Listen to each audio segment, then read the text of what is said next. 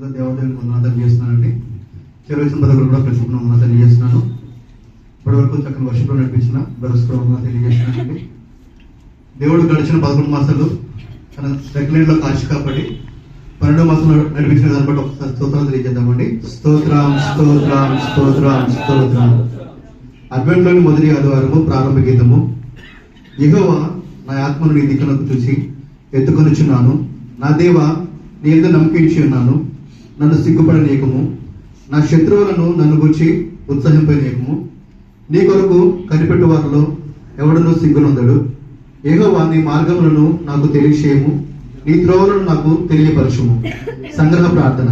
ఓ ప్రభువా, మా పాపముల వల్ల కలుగు భయంకరమైన విపత్తుల నుండి మమ్మల్ని తప్పించి కాపాడుటకును, నీ గొప్ప శక్తి వలన మమ్మల్ని విమోచించి రక్షించుటకును నీ ప్రభావంతో రమ్మని తండ్రితోనూ పరిశుద్ధాత్మతోనూ సదా ఏకదేవుడవై యుగయుగములు జీవించుచు పరిపాలించునుండు నిన్ను వేడుకొనుచున్నాము. ఆమేన్. ఉద్గమన గీతం. యెహోవా నీ కొరకు కనిపెట్టు వారిలో ఎవడనూ సిగ్గునందడు. యెహోవా నీ మార్గములు నాకు తెలియచేయము, నీ త్రోవలను నాకు తెలియపరచుము. హల్లెలూయా హల్లెలూయా. యెహోవా నీ కృప మాకు కనపరచుము, నీ రక్షణ మాకు దయచేయము. హల్లెలూయా. అపోస్తలుల విశ్వాస ప్రమాణములు చెప్తాను. దయచేసి నాతో ప్రతి ఒక్కరు పెద్దగా చెప్తామండి.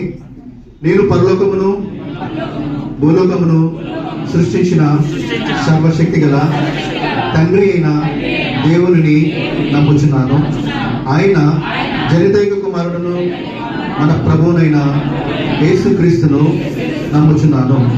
ఈయన పరిశుద్ధాత్మ చేత గర్భమున ధరింపబడి కన్య అయిన మరియ నుండి పుట్టి పొంతి పిలాతు క్రింద శ్రమపడి సిలువ వేయబడి చనిపోయి సమాధి చేయబడని పాతాళంలోనికి దిగి చనిపోయిన వారిలో నుండి 3వ దినముందు లేచి పరలోకమునకెక్కి సర్వశక్తి గల తండ్రి అయిన దేవుని కుడి చేతి వైపు కూర్చుండి ఉన్నాడని, జీవించు వారికి చనిపోయిన వారికి న్యాయం తీర్చుటకు అక్కడ నుండి వచ్చిననియు నమ్ముచున్నాను. నేను పరిశుద్ధాత్మని నమ్ముచున్నాను. పరిశుద్ధ క్రైస్తవ సంఘమును, పరిశుద్ధుల ఐక్యమును, పాప పరిహారమును, శరీర పునరుత్థానమును, నిత్య జీవమును ఉన్నవని నమ్ముచున్నాను. ఆమేన్. చదవండి. లేకపోతే దేవుడు దీవించుగాక. మన మధ్య ఫిలిప్పీ